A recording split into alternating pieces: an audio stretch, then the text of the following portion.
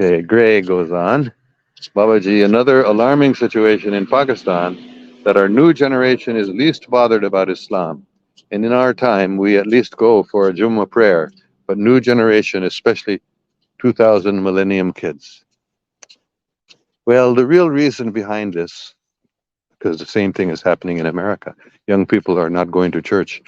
It's not as bad as people may think, because they are seeing the hypocrisy in the existing religious leaders, especially.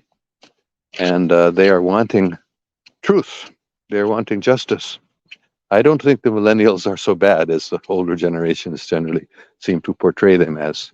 They're seeking the truth, and they're seeing the truth, and they're seeing the hypocrisy. They can see, and I hope this doesn't disturb you, but they can see that the time is over for this sort of religion that we've had in the past. This is a new age, and there are new principles that God is promoting. For example, the equality of men and women. In the past, religion did not promote equality of men and women. Religion was meant to bring about equality of men and women, but the time was not ripe. It would not have been acceptable to most men. Just like the Holy Prophet said, two women's testimony is equal to one man's testimony in court. So that means inequality, spiritual equality, but social inequality. So that was the necessity at that time, because women were not allowed to testify at all in court. So to allow women to testify in court, generally, women were not allowed to own property. Women were considered animals. So to bring women up to the standard where they were allowed to testify in court, Holy Prophet, peace be upon him, had to make a compromise and say, okay, men would not have accepted that women are equal to men. So he had to make a compromise and say, okay, the women can testify in court, but two women's testimony will be equal to one man's. That was acceptable, or somewhat acceptable to the men. So you see my point? So in the past, the religion promoted, not Islam, every religion promoted inequality between men and women, superiority of men and women. It's very clear in the Bible, in the Hindu scriptures, in the Muslim teachings also. This inequality is there, but that time is over. So millennials often see these are our seniors, our superiors. They are promoting superiority of men over women, which we don't feel in our hearts is correct. So why should we go and worship with them, and why should we follow their instructions and teachings? We feel that there's inadequacy in them.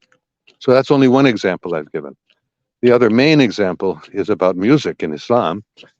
So many Muslims have promoted the idea that music is bad. Of course, satanic music is bad, and most music in the world today probably is satanic, and probably at the time of Holy Prophet also, a lot of very bad music with evil intention and evil created evil feelings.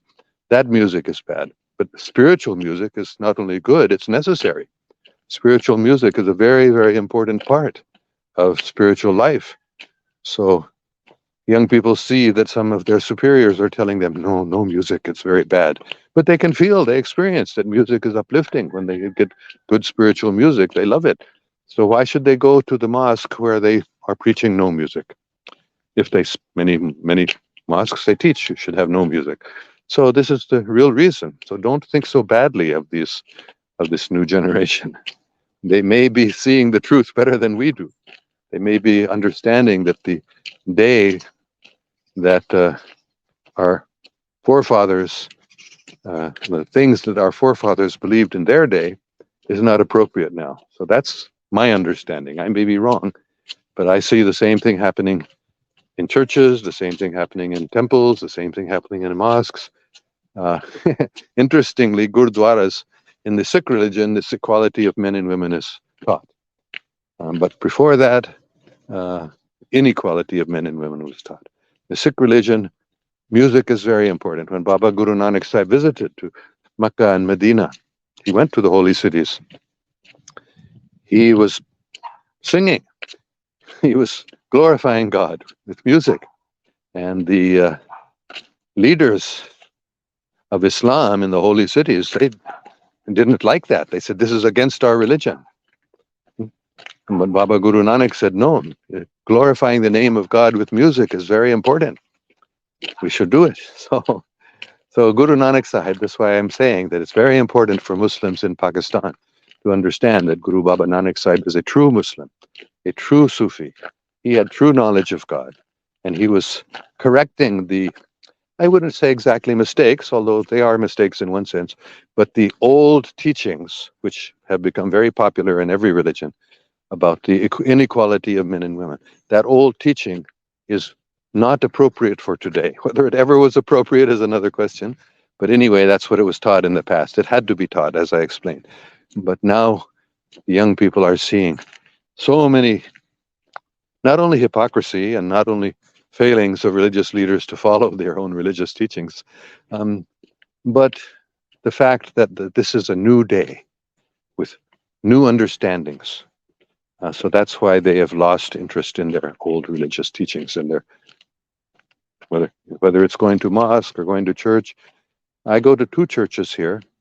I used to go to two churches. I go to mostly to one, but the church I stopped going to was full of old people only, no young people at all. The whole congregation, uh, no children, not even young parents, maybe one or two, but almost everyone old. So that's happening all over the world. The young people are not interested in this religion of their forefathers because it was, they feel there's something missing there. So don't criticize them too much. I'm trying to make that point. Sorry, that was a long